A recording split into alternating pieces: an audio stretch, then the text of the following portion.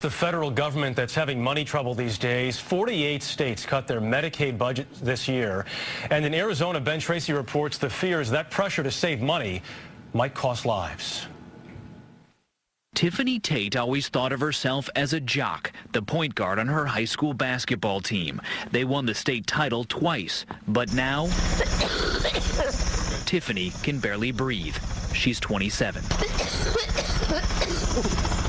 The cystic fibrosis she was born with has killed off 75% of her lungs. In April, the state sent her this letter. She made the list for a double lung transplant. I felt so good about, getting my transplant, and I was excited, and I was planning for it. But 4 months later, another letter.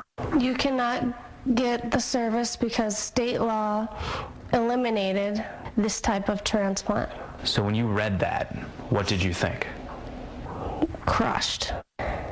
I am scared to know that I won't get it, and if I don't get it,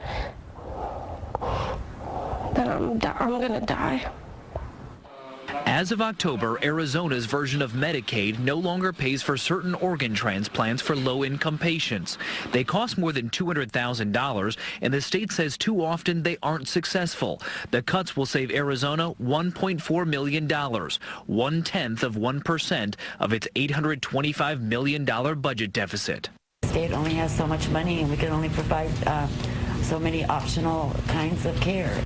Today, state Democrats rallied with patients who have been kicked off the transplant list. They accuse the governor and Republican legislature who passed the cuts of creating a death panel. Is it hyperbole to say that you're killing people? No, not at all.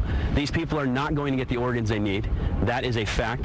98 people who were waiting for transplants will not get them unless they pay for it themselves. Francisco Felix was already prepped for his liver transplant surgery when doctors told a 32-year-old father of 4 they could not do it unless he had $200,000. Some top Republican lawmakers here in Arizona now say they were given bad information by the state's Medicaid office and that perhaps some of these transplants are more effective than they were led to believe.